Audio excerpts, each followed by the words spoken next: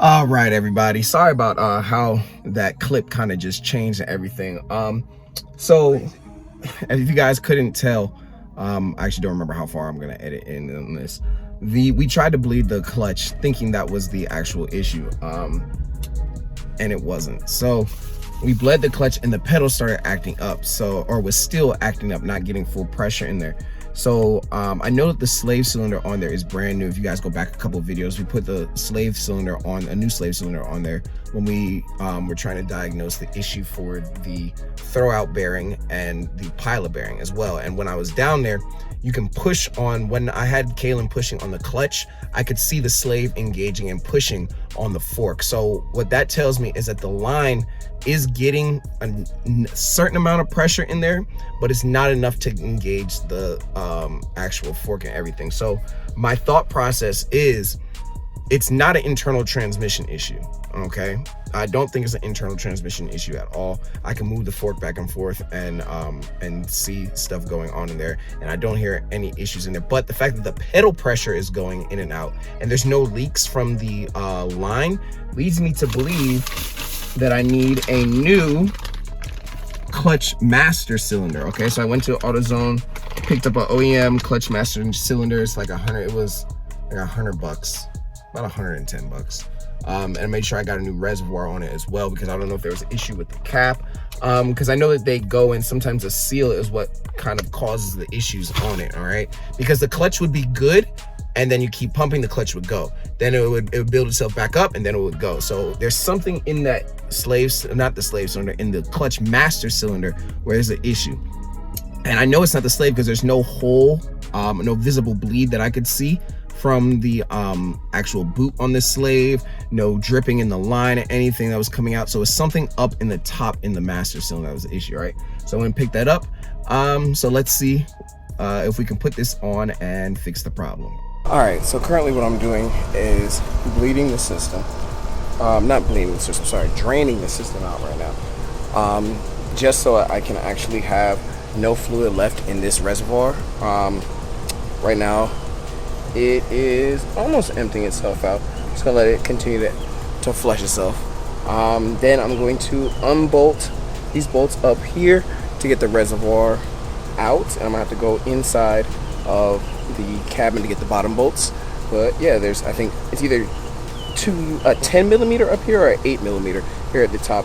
Then there's a 12 millimeter at the bottom. You have to get the pin as well, and I'll show you guys how that's done. All right, so right here, this bolt right here is the bolt that you want to take out to release the clutch line. Okay, so it is a 10 millimeter socket right on there. Just gonna do that to unbolt it. Okay, so nice little rotation there. I do still have a little bit of fluid that you can see in there. I didn't want to drain. Some of the guys online said to use a turkey baster. That usually will work. I'm just moving a little quick, so I might have a little bit of spill in a sec. All right, so here are the next bolts that you want to use to get this slave cylinder off over here right by the clutch pedal, so you can see. First, you're gonna come over here and get this pin on the other side of the cotter pin right here. I'm touching with my thumb. That's the pin right there. You want to get that pin out. You don't want to mess up the orientation as well. You want to make sure you know the orientation. Then, see if I can move my hand so you guys can see right here. This bolt, and there's another one on the other side, are 12 millimeters. So you want to take this up. Ooh, there goes 12 millimeter bolt off on here and back on the back side. They recommend to use an extension because it's behind this metal bracket here that I'm touching with my finger. So you can see that metal bracket, because it's a pain to get to. But once you get that done, you'll be able to slide this thing right out if you've taken the pin out here on the clutch, right here. So yeah, you'd be good. I'm gonna do that right now for you guys.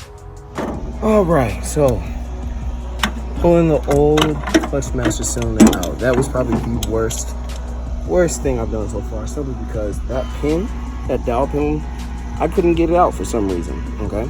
So what they say, got a little clutch fluid dripping. There's still some in there, I'm gonna have to wipe that all up. But what they say is reuse this rubber piece right there on the new clutch master cylinder. Okay, I'm gonna swap that out and put it in, and we should be golden. All right, on some further explanation, talking to some of my buddies in the S2000 chat, they said that right there, that dirt right in there on the clutch master cylinder is what's messing up the seal. It's keeping it from actually bleeding properly, all that dirt coming out in there, or not bleeding properly, sorry, sealing properly. So that's my issue. All right, everybody, so I was able to get the new master clutch cylinder in there, or clutch master cylinder in there. It's a very arduous process. Probably that last bolt, if you don't take off the side panels, it's probably the most irritating thing. So my recommendation, take off the interior trim real quick. I'll show you where. Take off this and this really quick, just so you can get better access to the bolt. All right, so all I'm gonna do right now is bleed the system, and I should be good to go. I don't believe you. All right, guys, so while bleeding the clutch, I realized that there was an issue with my line, so I have to go pick up a new clutch line because apparently there is a clog somewhere in there. So I'm just gonna end the video here now for you guys. In the next video, I'm gonna pick up on installing that clutch line, all right?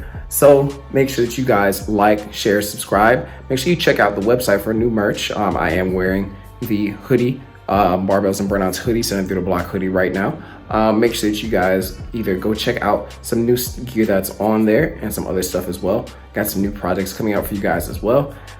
Make sure you like, share, subscribe, and I'll see you guys later, all right? Peace.